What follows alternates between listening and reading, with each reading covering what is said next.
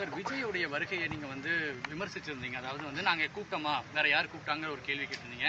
உங்களுடைய பழைய காணொலியை விஜய் வரணும், தம்பி வரணும்னு சொல்லி இந்த காணொலியை ஒன்னா சேர்த்தி சமூக வலைதளங்கள்ல ஒப்பிட்டு கேட்கறாங்க. எப்படி பாக்குறீங்க? ஏன்னா நீங்க வரணுங்கிறத இப்ப நான் வந்திருக்கேன்னு வச்சுக்கிறேங்க. ஒரு சேவை செய்யும்போது எங்க ஊர்ல ஒரு நாடகத்துல பப்புன்னு பாடுவாப்ல, நாட்டுக்கு சேவை செய்ய நாகரிக கோமாளி வந்தேனுங்க அப்படின்னு. நீங்க மக்களுக்கு சேவை செய்ய வரும்போது சேவை செய்ய வந்தேன்னு இருக்கணும். நீங்கள் உயர்ந்த இடத்துல நடிச்சுக்கிட்டு இருந்தீங்க, உங்களுக்கு ஒரு சந்தை மதிப்பு இருக்குது, உங்களுக்கு வந்து இது இருக்குது, வியாபாரம் இருக்குதுன்னு தெரியுது. நான் உங்களுக்காக என்னுடைய உச்சத்தை, என்னுடைய வருவாயை விட்டுட்டு வந்தேன்னு சொன்னால் அப்போ என்ன கேள்வி வருது? உன்னை யார் விட்டுட்டு வர சொன்னதுன்னு வருதா இல்லையா? வருதா இல்லையா? 500-600 ஏக்கரை நாட்டுக்கு எழுதி வச்ச என் தாத்தன் சம்பளிங்க முதல்ல அப்படி தான் போயிட்டு இருந்தானா? சொத்தம்பட்டையும் விற்று நாட்டுக்காக சுதந்திரத்துக்கு செலவழிச்சு செக்கெழுத்து செத்தானே என் பாட்டேங்க வாவுசி, அப்படிதான் பேசிட்டு இருந்தானா சொல்லுங்க. 9 வருஷம் சிறையில் இருந்தேன், 9 வருஷம் சிறையில் இருந்தேன். என் சொத்தையெல்லாம் ஏழை எளிய மக்களுக்கு எழுதி கொடுத்தேன் என் தாத்தன் தெய்வ திரு முத்துராமலிங்கத்தர் சொன்னாரா? எங்கள் தாத்தா காமராஜ் நான் உங்களுக்காக நான் வாழ்க்கையை இழந்தேன், திருமணமே பண்ணிக்காம இருந்தேன் அப்படிலாம் சொல்கிறாங்களா யாராவது? அப்படி யாரையும் உங்களை ஒன்றும் சொல்லலைங்கிறதான் கேள்வி. வந்தா சொல்லக்கூடாது, வந்துட்டீங்கல்ல சொல்லக்கூடாது. புரியுதா? அது எப்படி இருக்குன்னா, நீங்க அதை ஒன்றும் கேட்கவே இல்லைங்கிற கேள்வி படும்ல. உன்னை யார் அப்படி வர சொன்னதுப்பா? நீ போய் உன் உச்சத்திலே இருப்பா, நீ 1 ரூபாய் இழக்காம பார்த்துக்கப்பான்னு சொல்ல தோணும். உங்களுக்கு தோணலையா? தோணுதா இல்லையா? நான் தான் உனக்கு பால் ஊட்டினேன், நான் தான் உனக்கு பால் ஊட்டினேன், நான் தான் உனக்கு பால் ஊட்டினேன்னு உங்க தாய் சொல்லிக்கிட்டே இருந்தா உங்களுக்கு தாய் மேல் மதிப்பு வருமா? எப்படி சொல்லுங்க? நான் சொல்றது நேசம் வருமா, வெறுப்பு வருமா?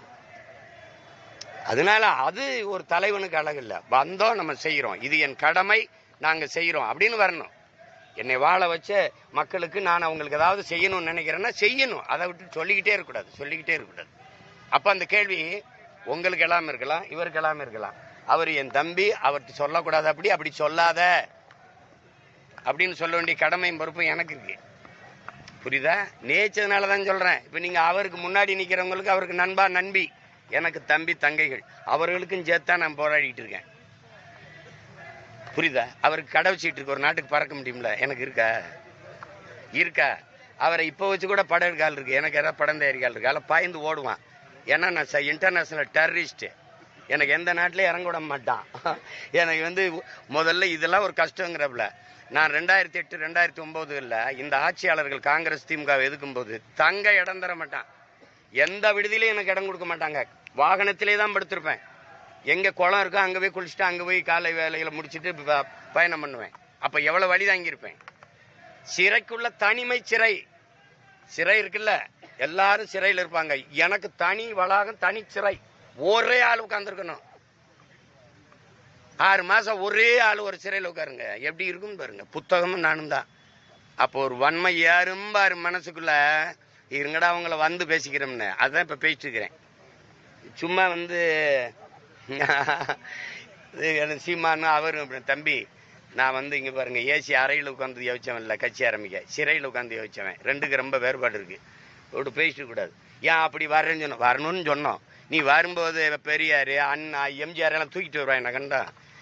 திமுக யாரு? அண்ணா தோற்றுவித்தது. அதை ஒழிக்கணும்னு நினைக்கிறோம். திராவிட கட்சி ஊழலில் ஊறி தலைச்ச ஒரு கேடுகட்ட ஆட்சி கட்சி, அதை ஒழிக்கணும்னு நினைக்கிறோம்.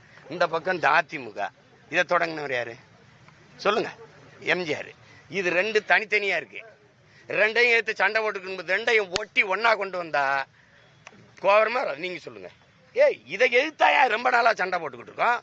அப்புறம் இந்த பக்கம் அண்ணா, இந்த பக்கம் எம்ஜிஆர், நடுவால நீன்னா முதல்ல இவனை போடுறான்னு தானே வரும். ஏப்பா நீ அந்த பக்கம் ஒரு கட்சி வச்சிருக்கிறாரு, அவரை ஒழிக்கணும்ன்ற திமுகவை தொடங்கினவரை தூக்கிட்டு வரப்பல. என்னைய கொல்லணும்ட்டு என்னை பெத்த அப்பனை கும்பிட்டுட்டு வந்தீங்கன்னா அப்படிற அவன் பெத்தா புள்ளதானே நானு. இது என்ன கோட்பாடு சொல்லு நீ? இப்போ வந்து எடப்பாடி ஐயா வந்து பாருங்க, அந்த கட்சி எப்படி இருக்குன்னு தெரியல, எங்க போச்சுன்னு தெரியல. அவர் 4.5 வருஷம் முதலமைச்சராக இருக்கும்போது இதை பேசியிருக்கலாம்ல. அது வந்து அது சரியில்லை. எம்ஜிஆரை ஏன் எடுத்துக்கிட்டீங்க? இந்த கோட்பாட்டுக்காக எம்ஜிஆரை எடுத்துக்கிட்டோம், அண்ணாதுரை அவர்களை ஐயாவை எடுத்துக்கிட்டோம், பேரறிஞர் அண்ணாவை எடுத்துக்கிட்டோம்னு சொல்லணும். அது யார் பக்கத்துல இருந்து யார் சொல்றது? அதான் சொன்னீங்க, அடுத்தவன் பேச்சு கேட்காத அண்ணன் பேச்சு கேளுன்னு. நீ என்ன நினைக்கிற? அண்ணா வச்சா திமுக வாக்கு எங்கிட்ட எடுத்துடலாம், எம்ஜிஆர் வச்சா அதிமுக ஒரு பழகினமா இருக்கு அந்த வாக்கு எடுத்துடலாம். இது நீங்க என்ன சொல்லி வாக்கு கேட்க போறீங்க? இந்த கட்சி சரியில்லை, நான் சொல்றேன். இந்த ஆட்சி சரியில்லை. நான் ஆள் மாற்றம் ஆட்சி மாற்றத்துக்கு வரல, அரசியல் அமைப்பு அடிப்படை மாற்றத்துக்கு வரேன் அப்படின்னு நான் சொல்றேன். இங்கே தேர்தல் அரசியல், கட்சி அரசியல் இருக்கு, மக்கள் அரசியல் இல்லை. மக்கள் அரசியலுக்கு போறேன் அங்க சொல்றேன். இங்கே செய்தி அரசியல், விளம்பர அரசியல் தான் இருக்கு, சேவை அரசியலோ செயல் அரசியலோ இல்லை. அதை நோக்கி போறேன் அப்படின்னு நான் சொல்றேன். எப்படி போறேங்கிறதையும் சொல்றேன். அப்படி சொல்லணும், குறையே சொல்லிக்கிட்டு இருக்க கூடாது. இவர் சரியில்லை, இவர் சரியில்லை. யாரு சரின்னு கேட்பான், நான் சரின்னு சொல்லணும், நான் எப்படி சரின்னு விளக்கணும். புரிஞ்சிருச்சுன்னு நினைக்கிறேன். சரியில்லைன்னு சொல்றதுக்கு ஒரு ஆள் தேவையில்லை, எது சரின்னு சொல்றதுக்கு ஒரு ஆள் தேவைப்படுது.